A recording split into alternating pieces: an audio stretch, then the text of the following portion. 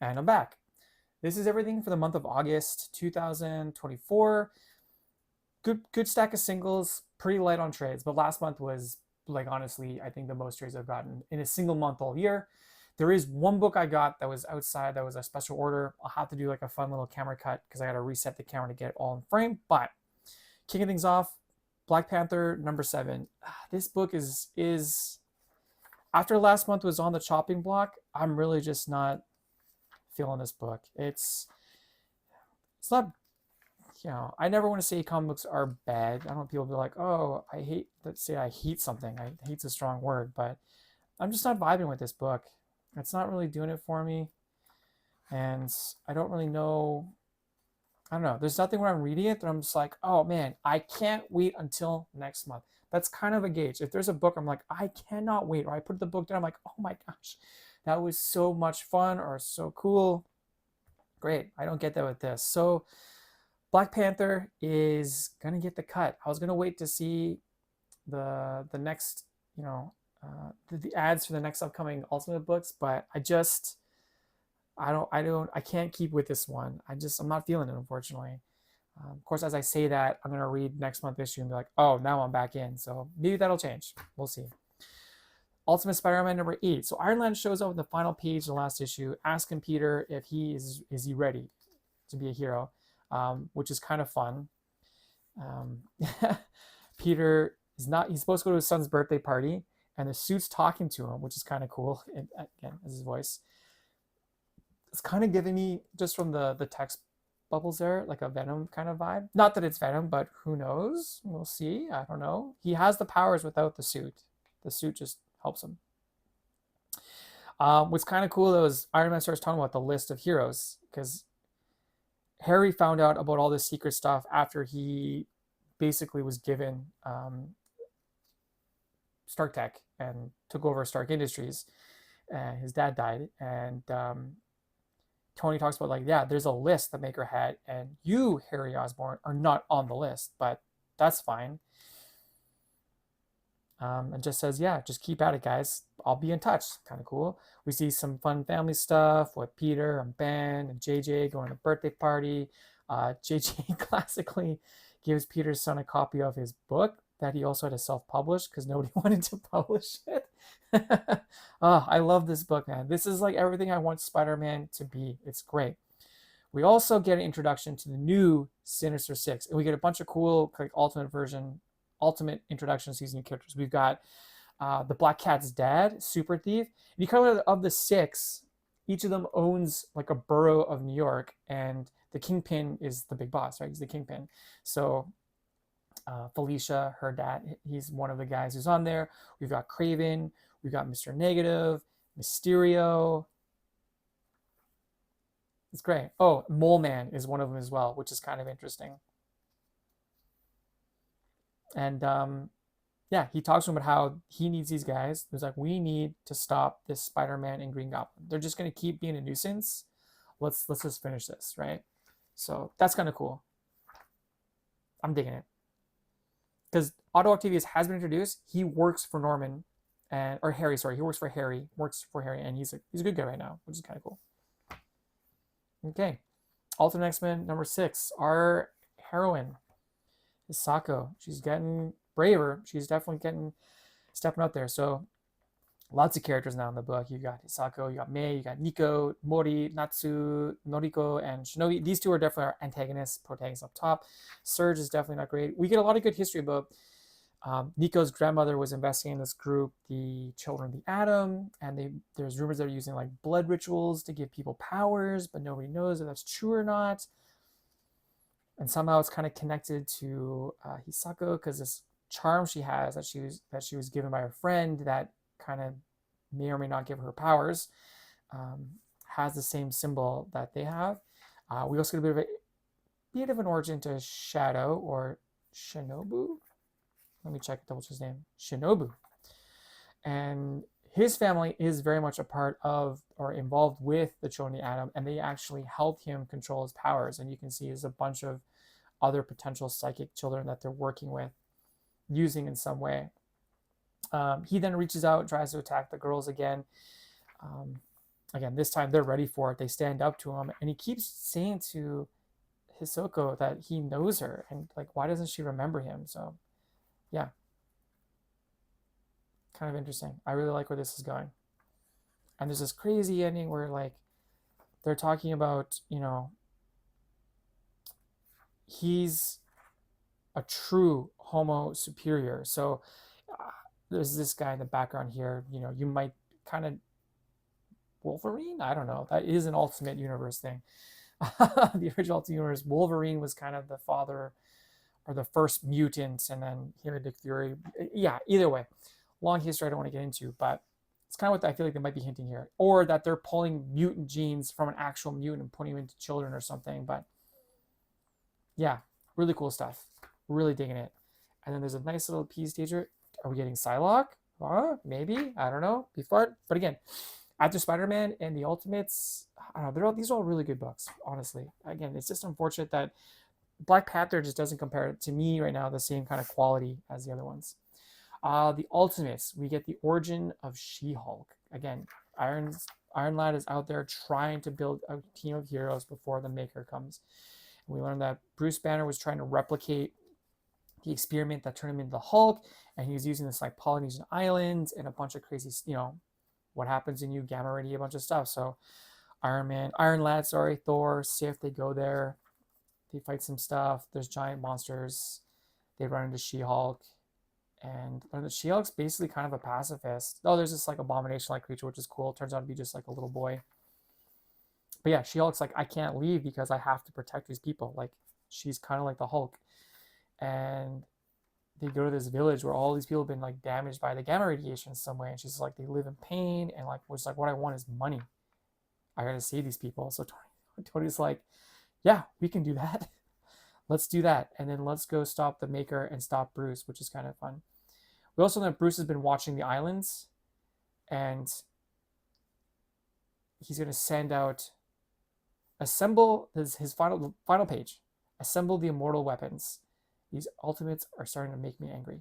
See, that's how you that is how you find a good comic. You got a line there, you got a stinger. I'm like, all right, like the immortal weapons. We're gonna see like Danny Rand, and I can't wait. I can't wait for next month. When I read Black Panther, I just don't get that same buzz. It's real unfortunate. Moving on to good old Transformers. I love this cover, by the way, man. So good. Yeah, more Beachcomber talking about what he needs to do. Transformers they're saddling up. They realize they got to go and save their friends. Ratchet and Cliffjumper are being held by Shockwave. They see the portal being open. They have to go out. So they're trying to get Ultra Magnus up and running, and they're just like, you know what? We're just gonna go. We're just gonna go and fight. So they assemble a team. Again, great dialogue about just like the cost of war and the effect of war is done so well in this book. I've never seen that approach in Transformers. I know there's been issues here and there, like Transformers around in comics, especially for decades, but compared to the other arcs where I read, where it's more like superhero and saving the world kind of stuff, like this has just been so great. Yeah. Anyways, the Autobots attack. They roll in. Devastator forms again, which is pretty awesome. And then the cavalry shows up, Wheeljack and Ultra Magnus, fully healed, ready to go, and he takes off. He's suffering PTSD. He literally transforms and he rolls out. He's like, I can't do this. And then Shockwave just laughs like, I broke him, man. That's what I do. I break Autobots, and you're next. So yeah. Oh, look at this cover too. Next month. That's the end of this next arc, right? This is great. I love this book. The Goon is back. I don't see too many books just self-published by Albatross Funny Books in a long, long time. So I'm glad he's teaming back up with Dark Horse to put out some stuff. Basically, the crazy duck kid has now been turned into Zombie Priest is back, using the body of the duck kid. The hat is the Zombie Priest, so he's basically back to take his stuff. Mysteries afoot, obviously, but yeah, this is great. Like, it's kind of bringing things back to, I don't want to say like reset anything. Like the story's still progressing, but yeah, the Zombie Priest is back. He's building a zombie army. He's taking back his street, and he kind of wants to get revenge on the Goon. So it's awesome. I'm really Glad it's back, honestly. I can never get enough of the Goon. I can never get enough of Eric Powell's stuff. He's got a couple other books through Albatross actually coming out, like more graphic novel stuff, but glad the Goon is back. I can never make the Goon enough. Buy Goon.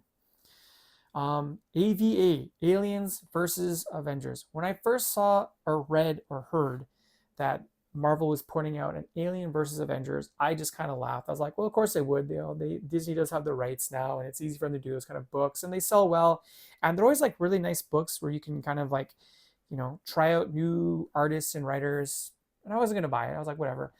Then they said that the team on Aliens versus Avengers is Jonathan Hickman and Asa Ribic, the guys who did Secret Wars, Avengers, like just some of my favorite Hickman comics are these two. So I was like, well, I guess I'm getting Aliens versus Avengers. You know what? It's really good. Great first issue. I think it's kind of like an else. I don't say Elseworlds. That's a DC thing. It's kind of like a what if maybe kind of thing. It's in the kind of future. The Shi'ar experimenting with xenomorphs. Black Panther has a son, and they take this ship, and they're trying to stop these guys. They kill some xenomorphs, and they realize a bunch of them been sent to Earth. But he has this cool. He's like, we're actually this station's close to a black hole. So by the time we get out of here, it'll be too late. But where's it going? Earth. Oh no. And then we cut to Earth, and it's basically they talk about how like the xenomorphs landed and just within like weeks took over. That's how it works. The Shi'ar, they built these orphans. They dropped like 6 pods with hosts already have eggs implanted, which then, and each pod also has an egg for a queen. So it's like within weeks, it's over. There's a cool moment I wish I've seen more of where they talk about how as every continent place fall, the mutants on Krakoa made a final stand. They decide to leave Earth. They go to Mars, which is awesome. And Apocalypse, the first mutant, stays behind and makes sure every mutant survives, which is awesome. And then the only people that are left are like old man Bruce Banner. I'm pretty sure this is Steve Rogers. I feel like it's Wayland, but I don't know. Maybe it's Wayland. From the the company that's always involved. Carol Danvers is there. Miles Morales Spider-Man. And Valerie Richards. So she comes back. The Hulk goes to save her. Spider-Man's there. And she's like, I'm going to find a way to just basically kill them. I think I can do it. A virus, essentially. But she needs time. And she's working on it. They don't hear from her. It's like, we have to abandon her. She basically messes up. But one of the coolest things in this is Spider-Man, Miles, gets hit by a facehugger. They're like, oh, it's over. Like, it is over. But then we learn his suit is actually the symbiote. And the symbiote's just like, we don't like that. Now the facehugger's a symbiote on it. He goes back onto Peter, go back onto Miles. And yeah, they're just like, we gotta get off this planet now. So yeah, really cool stuff. Again, I don't know how many issues this is, but super fun. I think it only comes out once every couple of months. So I don't think it's gonna be very long, but yeah. If you would have told me a year ago I was gonna be buying Alien versus Avengers, I would be laughing. And then here I am really enjoying this book. Super fun. Void Rivals #2. So last month, our heroes were going to have to go their separate ways. They're going to get to the other side of the planet. So the two kings are kind of talking about how one failed, the other one has to pick up the slack like they always do. But yeah, our Transformer friend's been like giving technology to the army that left to help them out. So it's like all these seeds of rebellion are being planted, which is really cool and fun. Something kind of interesting here, as they say their goodbyes, they touch heads and their crystals touch. We see inside the black hole that there's planet, circles, and we see like I'm gonna assume it's a transformer of some sort, but it looks like a planet in a way. So not a Unicron, but I don't know. And then it goes there. So they really in this issue talk about like the unification. These two races are not meant to unify. That's what their dads, who are the kings or rulers, are trying to prevent, but they both saw the truth that they were one race at one point. They were living and working together. There wasn't all this war and stuff. So again, really, really digging this book. I love it. It's great. Sacrificers #11. This was a just great issue. So Pigeon basically killed a god, and there's a woman there, queen. She's dead. Her husband finds out that his wife has not been faithful, and he's just like, bring me the guy that did it. And they're like, well, we'll try. Kronos, the sun god, he's trying to find his daughter. He knows she's missing. he contacts this kind of pigeon who works for him and is the guy who rounds up the sacrifices. He's trying to kill the daughter because she knows too much. But yeah, it's great. We get more of the princesses with Pigeon's family. We learn all his other siblings were killed, and all the tragedy that's all the just disasters that have happened since Pigeon's been going out killing gods and not realizing how much that's not a good thing to do. They go to sleep. The black goo comes out again, but just before it starts to kill, they come to round up more children. And the princess goes. She gets taken purposely so she can try and protect Pigeon's little sister. So, yeah, great book, honestly. I love this book. It's great. Great issue. Keep reading it. Final issue of the Crow arc with Usagi Yojimbo. So Usagi and his friends, they are teaming up with the thieves to go in, and this is the most violence. Just Saiken, this is the most violence I've ever seen. I think in Usagi Yojimbo, actual head getting chopped off and seeing like the neck with the red there. That's pretty wild to me. But yeah, they go to fight the Crow. Obviously, huge fight. Our Ronin from who leads the other gang that they're working with gets cut down. He gives his sword, the Narukama, to Yukichi as a replacement. He dies his honorable samurai death. They leave him, and now they're basically the ones left. So they get all the bounty. And there's this great line with this stray dog, just like whatever, it's good. He's like, I'm a bounty hunter, man. I don't care. And he talks about, he's like, we only have ourselves to look after. I don't look after anyone else. And then we get the nice little epilogue of months later, where stray dog, he goes to this little orphanage, and everyone there loves him, and he's happy, and he's jolly, and you realize he's a bounty hunter to supply and keep this orphanage going. And he brings the lost boy, the orphan boy from the arc that helped them find the gangs with him, and gives him a home. And he basically at the end says the opposite. He's like, in this world, we have to look out for each other. It's like, oh, he's got this very stoic, I'm only out for myself demeanor, so nobody knows he's actually out there trying to help kids. That's nice. That's a nice stance guy ending to a story. And then another saga. That's rare that I get 2 in a month sometimes, back to back. But we actually get a little flashback to Alana's history when she was a little girl, getting into fights and talking about becoming a soldier. And her dad was like, do not go to war. Like, that is just the worst thing. And then, yeah, that's kind of happened. Yeah, just a bit more character stuff. Alana might have a love interest again. We see a bit more of Petrichor. She's, she left. She didn't stay with Alana. She went her own thing. And but she's definitely dealing with some PTSD because she hurt someone. She killed someone that she didn't mean to, and trying to hurt the Word because the Word killed her lover. So that stuff, but.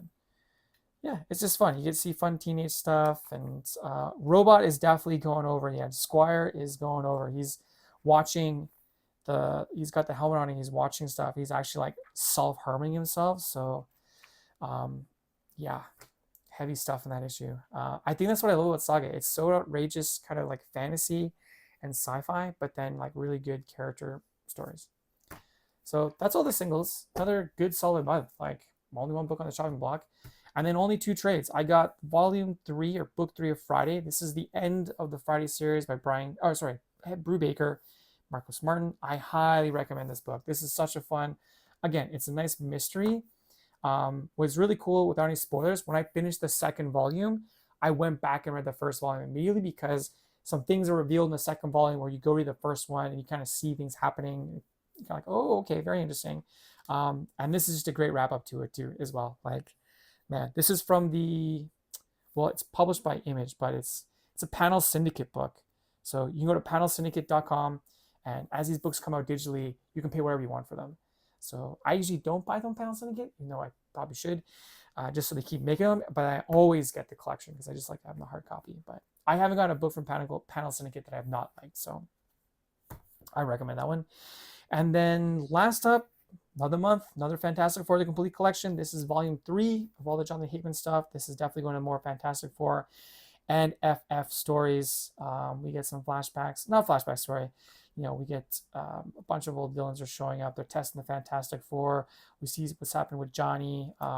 Yeah, this is all really great. Like awesome, awesome stuff. some fill-in artists with some of these books.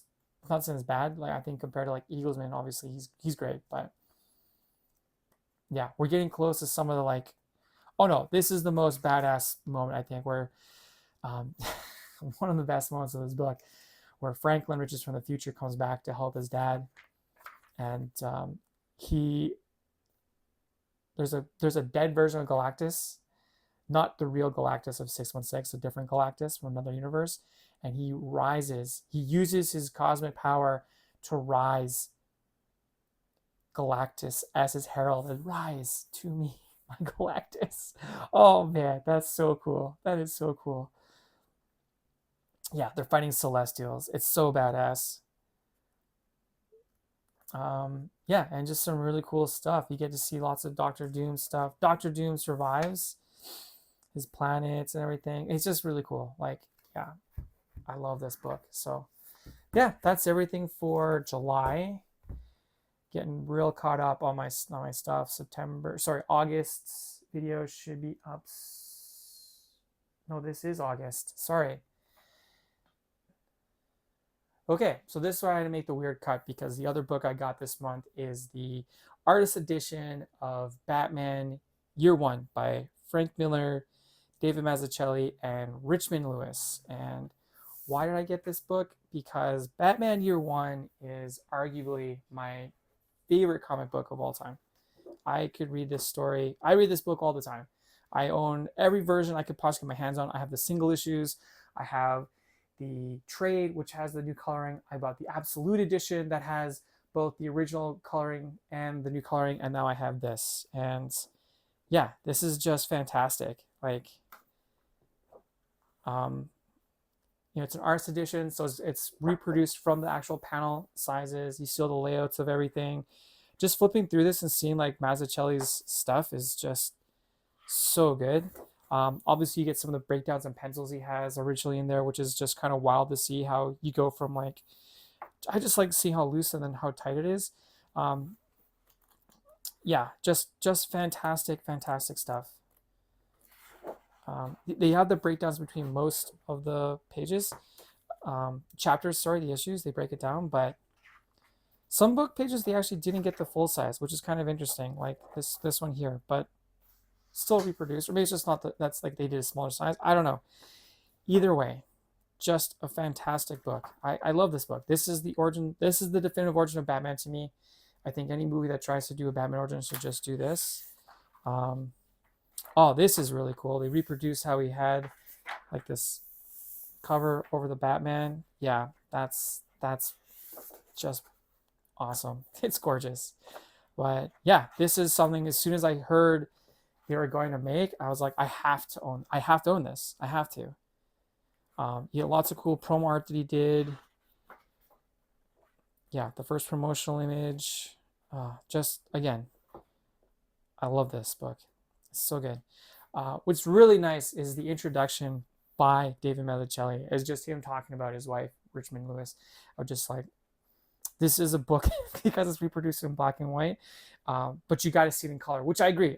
Her colors are just, both versions of the colors are amazing. I could spend like hours going over why the coloring of this book is just important, not just to the story, but to comics in general. Yeah, it's just, her colors are gorgeous. But yeah, if you can pick this up, I highly recommend it. You can't go wrong. Just buy Batman Year One, honestly. You'll never go wrong owning Batman Year One. Yeah, so that's everything I got this month. Lots of stuff. And as always, let me know what you think. Send me your jeers, send me your cheers, and I'll see you next month.